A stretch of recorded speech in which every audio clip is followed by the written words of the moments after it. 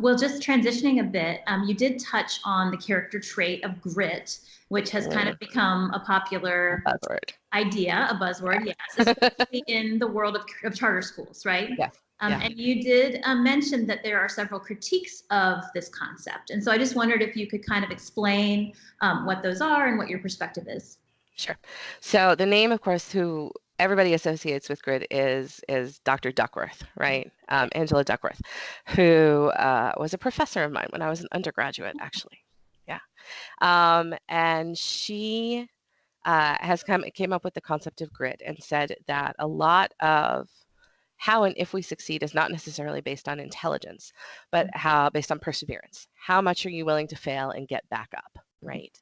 And so this became a really quick buzzword, particularly in education research that focused on lower income students, because there was this idea, some people approached it as a deficiency model.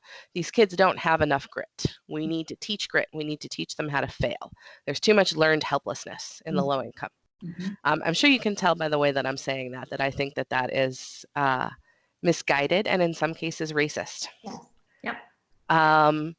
There is another model that talks about the fact that grit is not just how willing you are to fail and how willing you are to persevere. It's also about what you're persevering in. So I explain it this way when I talk to my students about it, that grit is a muscle, right? You can build up your perseverance over time if you work at it more and more and more and more. But the same way that a muscle fatigues after being used too much in a given day, so does grit.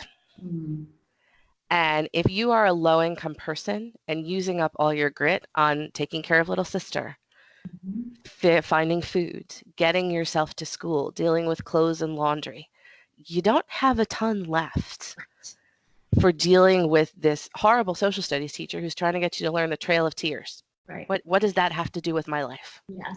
Yeah. You know? Yeah.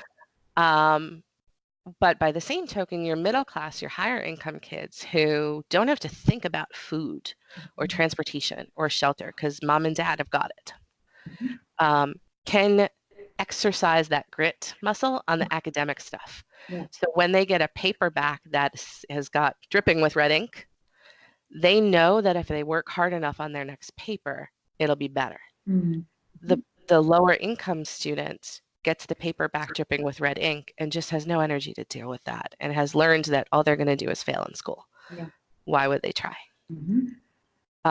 So it's not that something is intrinsically wrong with the lower income students. Far from it. It's that the structure and the system that they're in is not allowing them to succeed, to develop and showcase the type of grit that they actually have. That's good. I wish there was, I want to ask you, so what's the solution? But I know that's a big question, right? A lot of the schools that I studied spend a lot of time thinking about this because they're not stupid people. They're very intelligent people who care a great deal about their students. They know exactly what I was talking about. And in fact, in many cases, I learned that from them. And so they had systems in place, particularly in the lower income schools, the equity schools that had a lot of very, very poor students, where students could bring their laundry to school and do their laundry there. Of course, they had the free and reduced price, breakfast and lunch. Almost every school does. But they had dress-up clothes, like a closet, where people could donate stuff to. They had teachers who are willing to teach students about makeup skills to go into a professional setting, all that sorts of thing. A lot of what they were trying to do was trying to teach cultural capital and trying to give these students the skills and the signifiers that are valued by middle-class white America. Now, that opens a whole other can of worms about race and racism and, are these the white savior missionaries that I do get into a little bit in the writing, but they're trying. They're doing the best they can.